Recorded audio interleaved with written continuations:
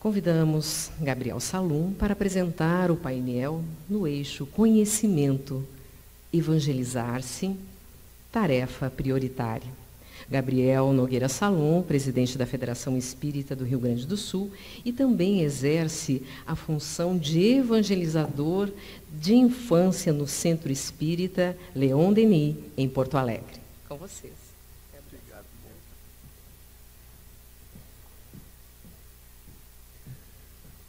Bom dia novamente, meus amigos. Como é que a gente faz para falar agora, né?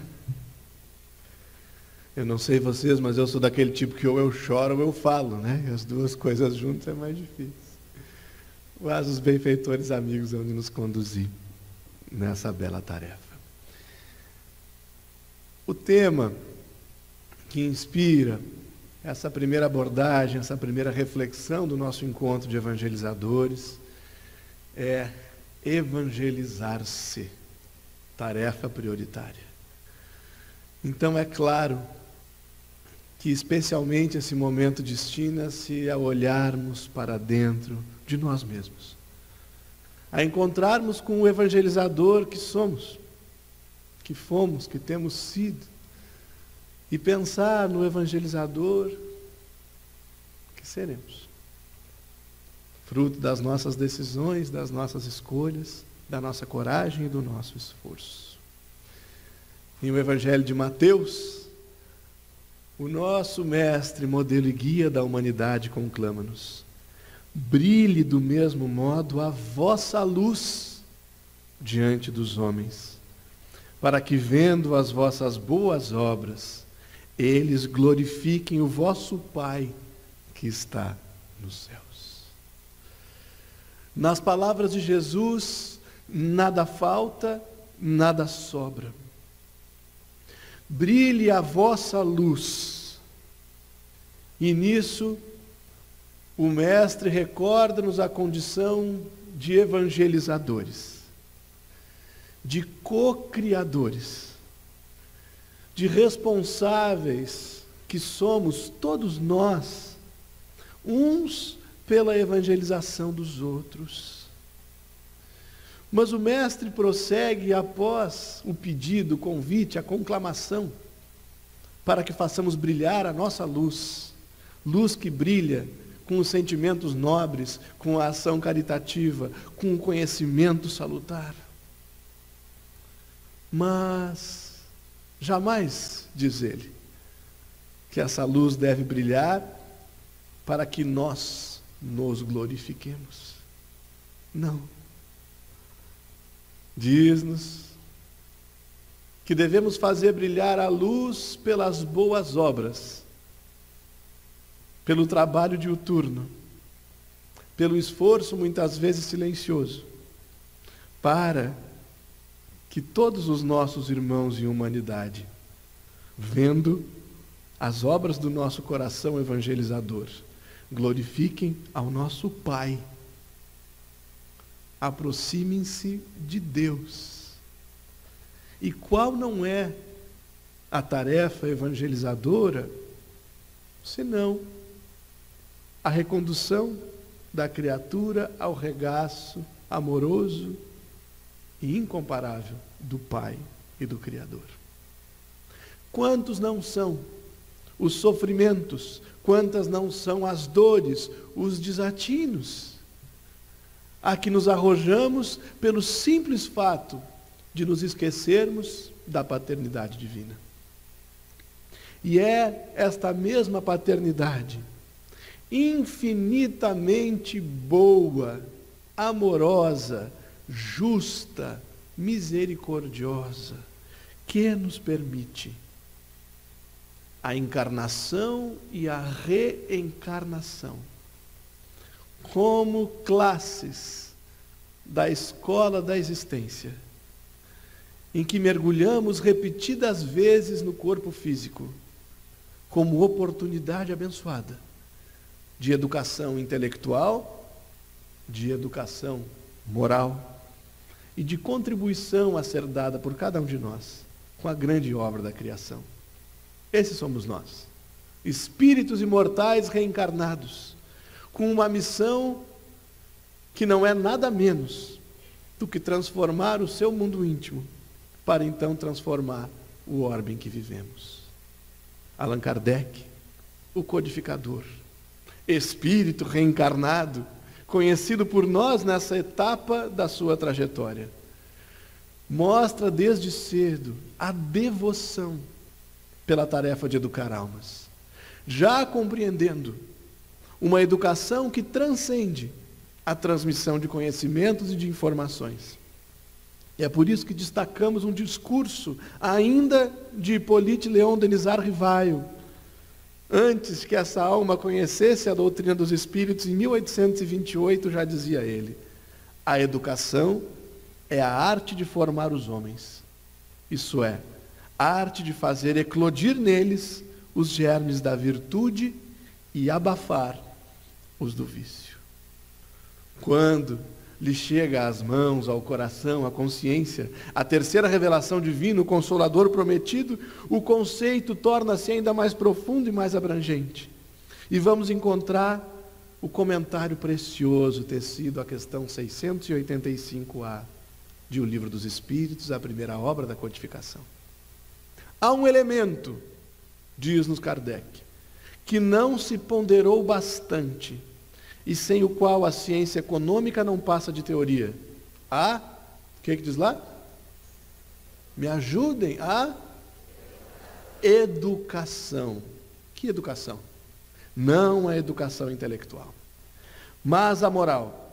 E nem ainda a educação moral pelos livros, mas a que consiste na arte de formar os caracteres, aquela que cria os hábitos, e aqui ele nos traz a definição por excelência. Porque a educação é o conjunto dos hábitos adquiridos. É o conjunto dos hábitos adquiridos. E estamos nós aqui refletindo em evangelizarmos-nos, tarefas prioritárias. Então é o momento, assim como passamos há pouco um filme, revisitando com Cecília, com Spinelli, com outras tantas almas, 70 anos de evangelização, que possamos revisitar os nossos hábitos. Vamos pensar um pouquinho.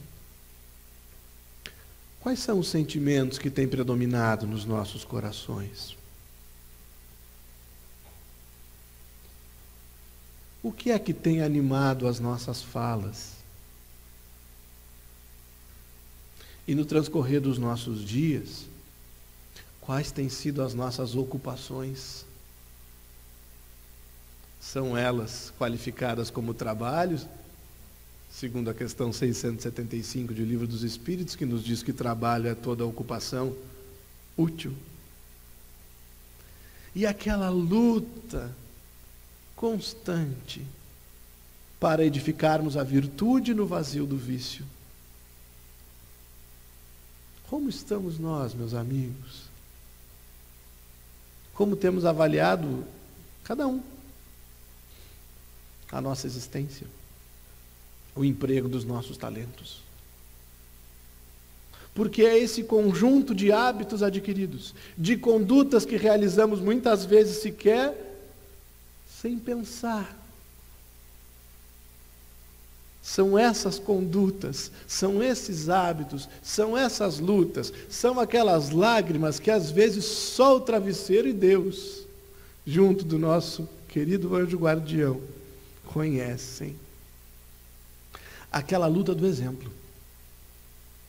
Porque de todas as técnicas que nós somos capazes de produzir, de todas as reflexões pedagógicas que fomos capazes de encetar, só o exemplo nos pode fazer evangelizadores. É por isso que evangelizarmos é tarefa prioritária. Porque nós lidamos com o espírito nessa fase tão bela, em que o esquecimento é mais intenso, em que o véu quase tudo recobre, e em que nós podemos moldar novamente corações, sonhos, traumas, receios, vícios. É o que nos diz a questão 383 de O Livro dos Espíritos. Qual para este, para o espírito, A utilidade de passar pelo estado da infância. E respondem os benfeitores: encarnado, com o objetivo de se aperfeiçoar, o espírito durante esse período é mais acessível às impressões que recebe, capazes de lhe auxiliarem o adiantamento para o que devem contribuir os incumbidos de educá-lo. É como se o Criador nos entregasse nos braços um filho seu, em estado de proposital dependência física, psicológica, afetiva, espiritual, para que do nosso coração, do conhecimento adquirido, e aqui falamos do conhecimento adquirido com a doutrina espírita no seu tríplice aspecto, nós pudéssemos salvar. A palavra é salvar. Porque Jesus nos diz: ninguém vem ao Pai senão por mim. Eu sou o caminho, a verdade e a vida. E o nome dele, no idioma original, é Yeshua, que não significa nada menos do que salvação. Não aquela salvação que se faz por elementos exteriores, mas aquela que ensina o indivíduo a integrar-se consigo mesmo, com o próximo, com Deus. E para isso, eles contam com as nossas vidas. Entre Jesus e o evangelizando, estamos nós. Não para separar, não para nos fazermos modelo e guia, porque não somos. E se assim nos fizermos, as nossas quedas podem aniquilar as esperanças dos pequenos. Mas para ligar, para conduzir, só uma vida dedicada ao cristianismo redivivo pode impulsionar essas almas novéis na encarnação a caminharem com o Cristo. Na questão 385, a delicadeza da idade infantil os torna brandos, acessíveis aos conselhos da experiência e dos que devam fazê-los progredir. Nessa fase é que se lhes pode reformar os caracteres e reprimir os maus pendores. E é aí que o evangelizador é desafiado a abrir mão da irritabilidade, da preguiça, do medo, da maledicência, da postura que divide, da crítica enferma, da omissão dolorosa. Nós nos vemos, e eu tenho certeza que todos podem se recordar aqui do seu primeiro dia de evangelização. Não sei vocês, mas eu tinha as mãos trêmulas. Ainda que tivesse um evangelizador experiente, começando a tarefa conosco e nos auxiliando. Mas a mão trêmula tinha dificuldade até de escrever alguma coisa no quadro branco.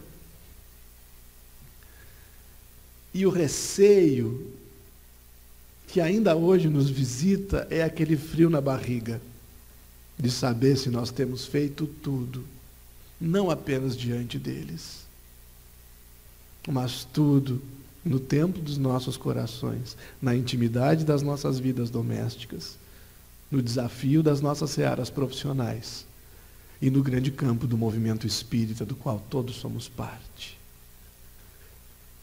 Desafia-nos o questionamento se nós temos sido servidores suficientemente fiéis para que os nossos evangelizandos, a partir da nossa conduta, sintam-se parte da família espírita.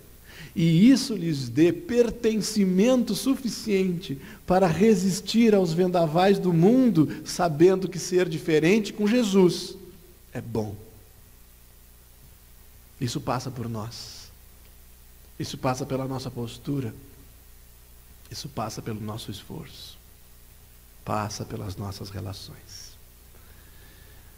A obra que completa a codificação kardeciana, a quinta obra básica, a Gênese, cujos 150 anos celebramos também agora em 2018, traz-nos no item Sinais dos Tempos A humanidade tem realizado até o presente incontestáveis progressos. Os homens, com a sua inteligência, chegaram a resultados que jamais haviam alcançado, sob o ponto de vista das ciências, das artes e do bem-estar, o quê? Material. Resta-lhes ainda um imenso progresso a realizar, o de fazerem que entre si reinem, comigo, caridade, fraternidade, solidariedade, que lhes assegurem o bem-estar moral. Moral, meus amigos. E que tempo é esse que nós temos vivido? Em que tempo nós estamos evangelizando a nós mesmos para garantir um bem-estar moral propício à evangelização das almas? Levante a mão aqui, por favor, quem só tem encontrado no seu dia a dia glórias, facilidades, palmas. Não? Quem tem alguma luta, assim, algum desafio no dia a dia? Vamos ver, levanta a mão. 1, 2, 3, 4, 5, 6, 7, 1247. Temos, é claro que temos. E nós sequer podemos argumentar que desconhecemos as circunstâncias deste momento. Nós estamos em um momento decisivo para o nosso planeta e para as nossas trajetórias, individualmente e coletivamente falando.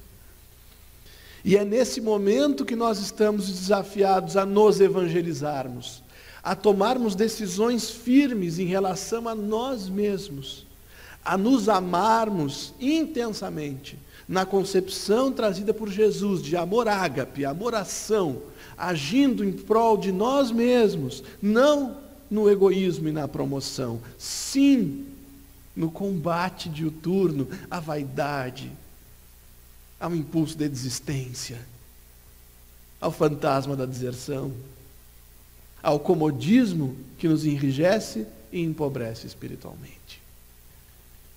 É nesse tempo que nós fomos chamados a evangelizar. Ou alguém aqui tem dúvida de que reencarnou para ser evangelizador? Alguém tem dúvida disso? Não, né? Agora, dessa certeza, muito há de vir. Porque se nós temos a certeza que reencarnamos para ser evangelizadores, quem é que acha que Deus erra? Vamos ver. Também não. Deus tem relógio, tem calendário. Alguém reencarnou no tempo errado, queridos? Não. Então, Cecília, Spinelli, Alba, Diná, Alberto, e todos os que vieram depois deles, cumpriram em cada momento o seu desafio, e hoje nos amparam, desvestidos do corpo físico. Mas nós estamos naquele momento das nossas encarnações de entregarmos tudo, contemplando a aurora que nos foi trazida na música inicial. Mas antes de chegar lá, vamos observar com lucidez as lutas que ainda temos que travar. Também é para isso que nos reunimos aqui hoje, para nos fortalecermos, para estarmos com as consciências despertas para os perigos do caminho. Antes, porém, diz-nos o benfeitor Manuel Filomeno de Miranda, na obra Transição Planetária, através da psicografia de Edivaldo Pereira Franco.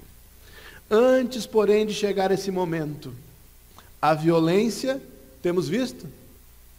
Sim ou não? A sensualidade, a abjeção, os escândalos, a corrupção, atingirão níveis dantes jamais pensados, alcançando o fundo do poço, enquanto as enfermidades degenerativas, os transtornos bipolares de conduta, as cardiopatias, os cânceres, os vícios e os desvarios sexuais clamarão por paz, pelo retorno à ética, à moral, ao equilíbrio. Esse é o tempo que nós temos vivido. E muitas vezes nós nos sentimos sozinhos. Alguém já se sentiu sozinho? Pois é. Será que essa solidão é verdadeira? Nesse nosso processo de autoevangelização? Será, Sandra? Acho que não. Continua Manuel Filomeno de Miranda dizendo-nos, como em toda batalha, vejamos nós se isso não é um porta-retrato do nosso dia a dia. Momentos difíceis surgirão, exigindo equilíbrio e oração fortalecedoras. Os lutadores estarão expostos no mundo, incompreendidos, desafiados por serem originais na conduta, por incomodarem os insensatos, que ante a impossibilidade de os igualarem, irão combatê-los e padecendo diversas ocasiões de profunda e aparente solidão. Profunda e aparente solidão. Então nós não estamos sozinhos. Mas é bem verdade que nós precisamos vasculhar, auscultar os nossos corações, olhar detidamente para os refolhos da alma e identificar-nos o que nos afasta ainda de sermos os evangelizadores que queremos ser. Porque é possível, e é possível hoje, que nos transformemos mais e mais. E nós não estamos sozinhos. Olhem para o lado. Tem alguém sentado aí? Do outro lado, tem? E atrás? Já viram quem está atrás? E na frente? É? Agora fecha o olho. Facilita um pouco a gente parar de olhar para fora para poder olhar para dentro. Nós temos aqui nas inscrições do nosso sistema, já tinha mais de 1.200 anjos guardiães, 5.600 espíritos familiares, 3.000 obsessores e outros mais. Nós não estamos sozinhos. Definitivamente não estamos. Estamos em batalha? Sim. Mas nós temos todas as companhias que podemos ter para essas batalhas. E é por isso que evangelizarmos-nos significa também pensarmos nessas influências. Evangelizar-se ante também as obsessões. Pois é. Alguém aqui já se sentiu obsidiado alguma vez? Do tipo assim, como dizem os jovens, né? A gente está constantemente irritado. Acreditar que é capaz de fazer tudo sozinho, que não precisa de ninguém, que ninguém faz nada direito, isso é obsessão, hein? É. Ou então, vou sair do centro espírita. Não aturo o meu dirigente. Eles demoram, os presidentes demoram. Melhor coisa da vida é a gente ser evangelizador e virar presidente. Aí a gente vê que às vezes demora. A gente aprende a fazer empatia. Mas nesses relacionamentos todos, entre nós, entre os diferentes postos de trabalho no movimento espírita, nos nossos lares e onde mais nós orbitamos, nós sofremos influências. E dentre essas influências, Kardec vai nos sinalizar a existência de obsessões, lá em O Livro dos Médiuns, no capítulo 23, dizendo-nos que é o domínio que alguns espíritos logram adquirir sobre certas pessoas, que não vieram hoje, né? Não é conosco, é sim, sobre certas pessoas. E é por isso que o nosso amigo, irmão Sérgio Lopes, conhecem o Sérgio Lopes? É, né? O Sérgio, que também é um dos frutos da evangelização espírita no nosso estado. O Sérgio, lá nesta obra, editada pela nossa querida editora Francisco Spinelli, editora da nossa federativa, Conectando Ciência, Saúde e Espiritualidade, no volume 2, vai nos falar especialmente de um tipo de obsessão, que é a obsessão desses tempos, é a obsessão dos nossos dias e, portanto, um dos grandes desafios nesse processo de autoevangelização. São as fascinações. Quem lembra conosco as obsessões trazidas por Kardec? Ele nos fala da obsessão simples, né? Das fascinações e das subjugações. Mas em especial aqui nós estamos falando das subjugações, das fascinações, porque essas não são assim tão evidentes. E nós somos criaturas... Levanta a mão quem é inteligente aí. A gente é inteligente. Não cantamos "Sirvam nossas façanhas de modelo a toda a terra"? Levanta a mão, gente. Porque a inteligência é uma característica do espírito imortal. Fiquem tranquilos. É isso aí. Por isso que nós estamos aqui em torno de uma fé raciocinada. Humildade não é falsa modéstia. Pois bem, mas essa inteligência muitas vezes será explorada. E é isso que o Sérgio nos traz. A obsessão dos nossos dias é a fascinação. No capítulo das fascinações, diz ele, a inteligência e a instrução podem servir como fatores de risco, porque precisam ser acompanhadas de muita humildade, para não servirem de foco de atração de entidades espirituais pseudo-sábias, falsamente sábias, mas suficientemente inteligentes para nos enganar, para insuflarem os nossos egos, para fecharem os nossos ouvidos e os nossos corações aos feedbacks, às avaliações. Aí quando alguém nos diz alguma coisa para fazer de melhor, a gente já, né? Já sai rosnando para a criatura. Por quê? Entidades pseudo-sábias que se infiltram no campo mental de suas vítimas com muita facilidade. Nós estamos diante disso. E, voltando à obra de Manuel Filomeno de Miranda, que nos inspirou especialmente a esse momento, evangelizar-se, tarefa prioritária, nós vamos encontrar no livro As Trilhas da Libertação, também ditado a Divaldo Pereira Franco, um dos gênios da perversidade, da maldade, uma alma distante do Evangelho de Jesus, mas que inteligente tem se destinado a investir na nossa queda, na queda dos trabalhadores espíritas, dentre os quais somos nós os evangelizadores. E então nós queremos propor aqui, juntamente com Manuel Filomeno de Miranda, uma pauta de autoevangelização de 4 tópicos preventivos para nós. Evangelizemo-nos quanto ao sexo. Está lá. O homem redefiniu o soberano das trevas. É um animal sexual que se compraz no prazer. Deve ser estimulado ao máximo, até a exaustão. Essa é a estratégia. Aproveitando-se-lhe as tendências. E quando ocorrer o cansaço, levá-lo aos abusos, às aberrações.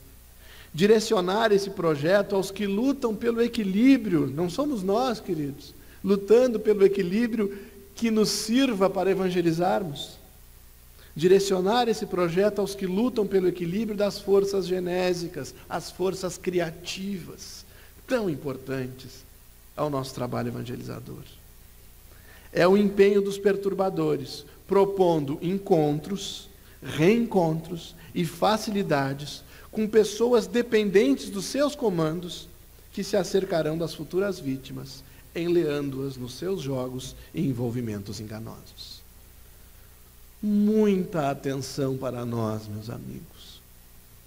Alguns temos a constituição de uma união conjugal no planejamento encarnatório, outros não. Mas mais do que isso importa a dignidade.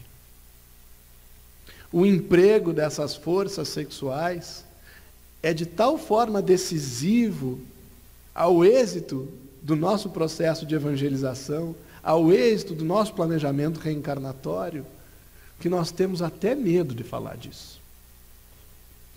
E os nossos jovens nos propõem uma conjergues sobre sexualidade e espiritualidade, não é? E aí o coração está lá, né? Tum-tum, tico-tum-tum, né? E a barriga com frio. E nós estamos nos dando as mãos, nos unindo por necessidade, por caridade, para fazermos o melhor em prol disso. Pois bem, para inspirar a vivência saudável do sexo e das energias sexuais, cuidemos nós da nossa própria vida, do nosso próprio templo. Abstenhamos-nos das conversas enfermas, dos vocabulários chulos, das imagens doentias, da pornografia normótica. Ela não é normal, é normótica porque é uma normalidade enferma. Tomemos cuidado com as paixões repentinas, aquelas que nos impulsionam a largar tudo. Tomemos cuidado com os relacionamentos que não edificam e com todo o emprego que possamos fazer das energias sexuais, porque são elas que estão sendo investidas agora, nesse momento. Elas se desgastam muito facilmente na promiscuidade, se desgastam muito facilmente na leviandade, e aí nós nos vemos em meio ao campo, sem sementes para arrojar ao solo, porque nós as depositamos na incúria e na imprudência. Então, pensemos com carinho na nossa própria sexualidade. Reflitamos, peçamos ajuda, busquemos a literatura edificante, para que tenhamos o equilíbrio suficiente, não a perfeição, ainda não podemos, mas o esforço capaz de nos dar força para falar sobre isso, para evangelizar com clareza, com naturalidade. O segundo tópico, ou a segunda legítima verdade, como sinaliza o soberano das trevas, o narcisismo. É bom olhar no espelho ou não é? Como é que é a coisa? Depende, né? Hoje de manhã estava meio inchadinho, assim, aquela coisa meio escabelado. Pois é. Mas o narcisismo é o filho predileto do egoísmo e pai do orgulho. Que parentela, hein? Pelo amor de Deus. Diz-nos Manuel Filomeno de Miranda, é o filho predileto do egoísmo e pai do orgulho, da vaidade inerentes ao ser humano. E aí qual é a estratégia que nos desafia na autoevangelização? Fomentar o campeonato da presunção nas modernas escolas do espiritualismo. Eu faço mais, eu faço melhor, eu não preciso visitar a casa vizinha, eu não tenho que me reunir com as casas da minha união ou do meu conselho, porque afinal de contas eu já sei. A minha experiência é a melhor. Isso é narcisismo. Porque se o que nós fazemos é bem feito na nossa casa, é egoísmo não compartilhar. E é orgulho achar que não temos mais nada que aprender. Então vejam como muitas vezes se manifesta nos nossos impulsos. Vários irmãos, e uma em especial, que foi a Carla. Cadê a Carla Calduro? Está aí? Está lá, ela é grande. Levanta a Carla para o pessoal te ver. Pode sentar, minha querida, que Deus te abençoe. Sabe por que eu pedi para a Carla levantar? Porque a Carla me deu um abraço hoje de manhã e me disse uma coisa muito bonita. Ela disse, lá no Bezerra de Menezes, que tem talvez a maior ou uma das maiores evangelizações do nosso estado, é uma casa muito grande aqui de Porto Alegre, nós suspendemos a evangelização hoje. E eu sei que foi assim em muitas outras casas, para estarmos aqui. Nem sempre isso é uma realidade.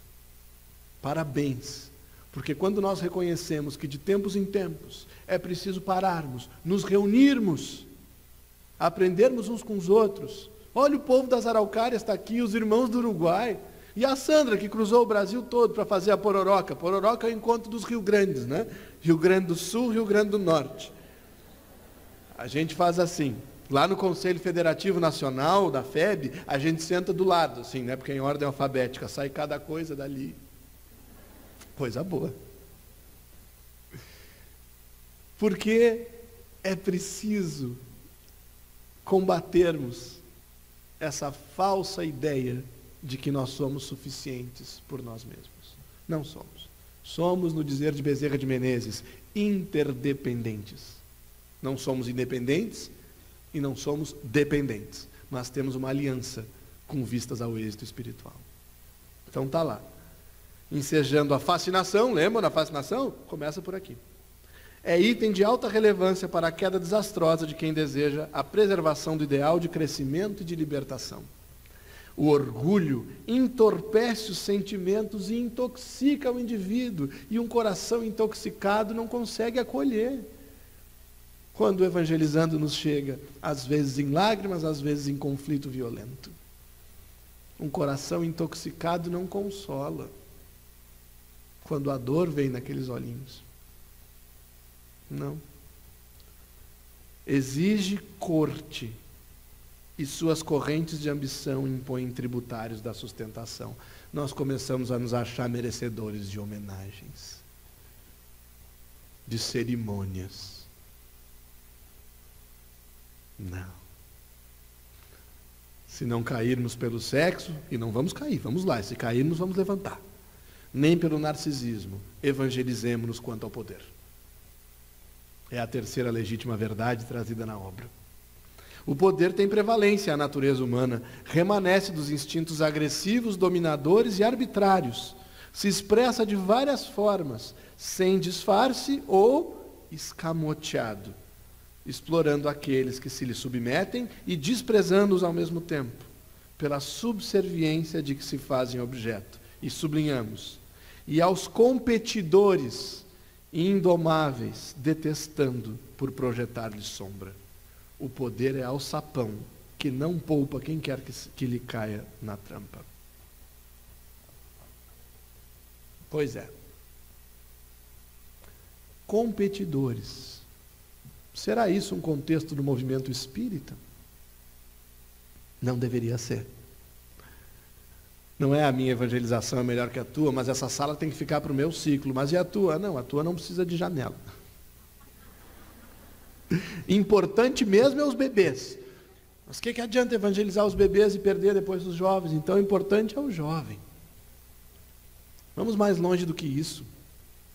Nós vivemos contextos sociopolíticos bastante conturbados por uma concepção de poder que é um poder de autoridade, é um poder de mando, um poder de notoriedade, de supremacia. E o nosso poder verdadeiro não é outro senão o poder de servir. E quando nós aspiramos ao poder de servir, o que é que nós fazemos? Se a intenção do nosso coração é verdadeira, nós não declaramos oposições. Nós não constituímos movimentos paralelos ou bandos à parte. Nós nos somamos àqueles que estão na frente de trabalho, muitas vezes precisando de auxílio. É assim que se vive o poder de forma cristã.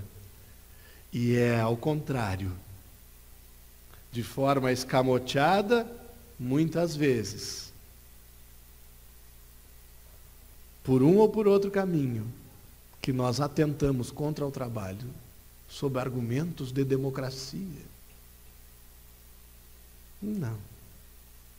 Cartas abertas devem ser as do coração, porque um evangelizador deve ser uma carta viva do Evangelho de Jesus. Se não cairmos no sexo, no narcisismo, no poder, ainda nos resta o cuidado com ele. Sabe quem? O dinheiro. Ah, o dinheiro. Quem aqui já faliu quando era padre ou freira por usar mal o dinheiro na religião passada? Vocês não lembram, né? Eu lembro. Gente, nós temos trauma. Vocês já viram como esse tema é tabu no nosso meio? Meu Deus do céu! Mas será o dinheiro, assim como o sexo, alguma coisa suja? Que não é de Deus? Não. O sexo é de Deus, assim como o dinheiro também é. Tudo é neutro e precisa ser empregado de forma consciente no nosso processo de autoevangelização. Então, eu queria pedir, em um momento de reconhecimento a si mesmo, que cada um bata palma para si, por favor. Isso. Agora se deem um abraço, assim, cada um em si mesmo. Isso. Sabe por que foi esse abraço? Porque não há nenhum dinheiro melhor investido do que aquele que nós colocamos na nossa qualificação para melhor servirmos a Jesus. Eu sei que tem gente aqui que viajou a madrugada toda, que pediu ajuda, alguns ajudaram os outros para poderem vir. Sabe por quê? Porque Deus, que não se equivoca, colocou o dinheiro na medida certa no nosso meio. E assim como nos conclamam os apóstolos em seus atos, os atos dos apóstolos, numa primeira comunidade cristã, nada faltava a ninguém, porque os que mais tinham, colocavam aos pés dos apóstolos e era distribuído a cada um segundo a sua necessidade. Nós não podemos deixar de falar de dinheiro. Jesus fala, Kardec fala, Emmanuel escreveu um livro inteiro com o título Dinheiro. E evangelizar custa caro.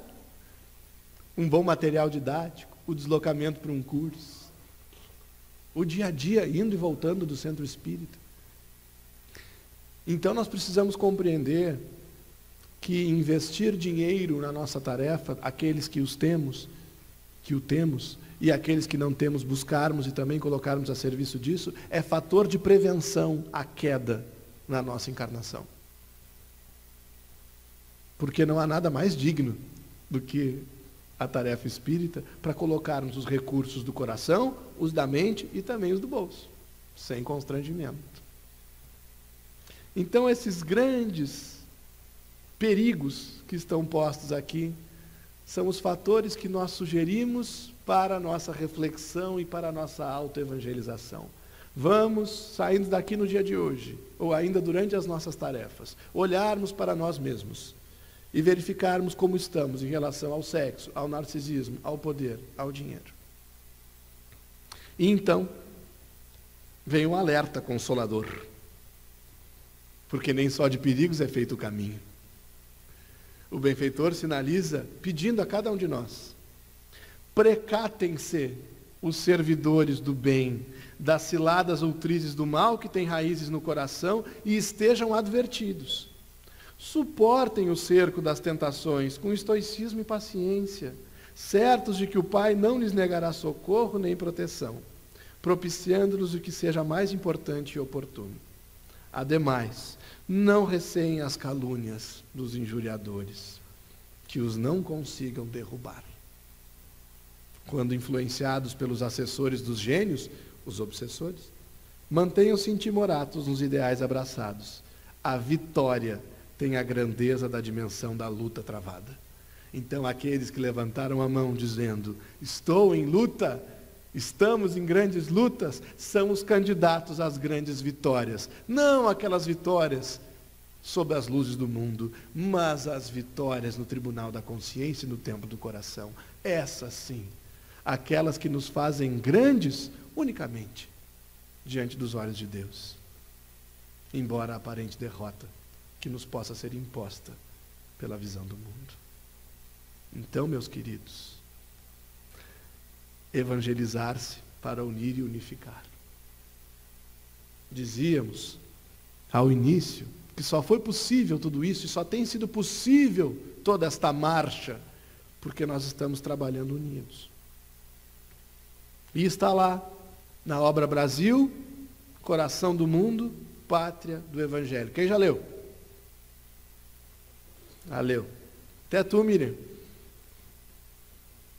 É das nossas obras preferidas, de vez em quando eu respondo o WhatsApp, viu que não é um problema só com vocês, é com ela também. Quando eu respondo o WhatsApp, a gente troca trechos de Brasil, Coração do Mundo, Pátria do Evangelho, não é, minha amiga? Pois é. E diz lá: Ismael, disse-lhe o Senhor, isto é Jesus falando, hein? concentraremos agora todos os nossos esforços a fim de que se... Qual é o verbo que está lá? Unifiquem. Quem é que está falando? Qual é o verbo que está lá? Quem é que está falando? Qual é o verbo que está lá? E quem que está falando? Não é que unificação é coisa de Jesus, não é coisa que a Fergus inventou, embora nós sejamos a Fergus, não. Jesus diz: concentraremos agora todos os esforços a fim de que se unifiquem os meus discípulos encarnados, para a organização da obra impessoal e comum que iniciaste na terra. Não há como triunfarmos em mais 70 anos de marcha e outros tantos, contemplando a aurora regenerada da terra, se não nos unirmos e não nos unificarmos. E para isso nós precisamos nos autoevangelizar. Evangelizador que vem a encontro de evangelização tem autoridade moral para inspirar o seu evangelizando a conviver com os irmãos de outras casas. Evangelizador que busca aproximar-se e compreender todas as áreas do centro espírita, inclusive a dos dirigentes, desenvolve em si um patrimônio, uma habilidade para conectar o evangelizando com a tarefa no momento certo e de acordo com o seu perfil. Unifica. Nós somos aquelas criaturas que não enxergamos obstáculo em quase nada. Por isso que é encontro de evangelizadores com 1000 e tantos. Mas essa coragem toda precisa ser constantemente direcionada no sentido da união e da unificação, ainda que isso nos demande paciência, humildade, empatia, coragem e perseverança. Por aí. E é claro, muito trabalho. Então, queridos, aproximando-nos já do final da nossa reflexão, para que em torno da união e da unificação também as obsessões não nos alcancem como fruto da nossa pouca evangelização, adverte-nos novamente Sérgio Lopes, que fascinações no seio do nosso movimento e, portanto, quando nós não trabalhamos para unir e para unificar, expressam-se assim: o fomento de divisões baseadas em pontos que são detalhes menores diante do objetivo maior da tarefa. O que pode ser maior do que o nosso objetivo de evangelizar as almas, meus amigos? Nada. Não é a minha opinião, não é a tua, é a nossa tarefa. Criação de um movimento próprio em torno do seu nome pessoal, ou quando um grupo de indivíduos se aparta e gera um movimento isolado que não fortalece a proposta maior. Infelizmente ainda lidamos com isso. Mas nós vamos unidos superar essas perturbações espirituais que volta e meia atentam contra a união e a unificação. E lá em Brasil, coração do mundo, pátria do Evangelho, ao mesmo tempo em que temos uma advertência, temos a afirmativa que vai nos fazer sorrir, embora entre lágrimas, e ter coragem e esperança sempre, porque está lá.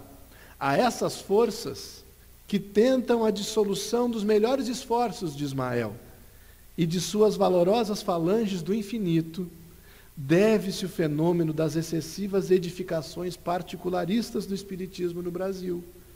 Particularismos, vejamos nós, meus amigos, que descentralizam o grande labor da evangelização. Mas nós vamos passar por isso, estejamos atentos, que cada um olhe no seu coração e com sinceridade, com honestidade, com carinho, vamos ouvir essa afirmativa final que está ali. Mas, examinando semelhante anomalia, que são esses tempos difíceis, somos forçados a reconhecer que Ismael, o quê? Vence sempre. Ismael vence sempre. E nós vamos vencer. Sabe por quê?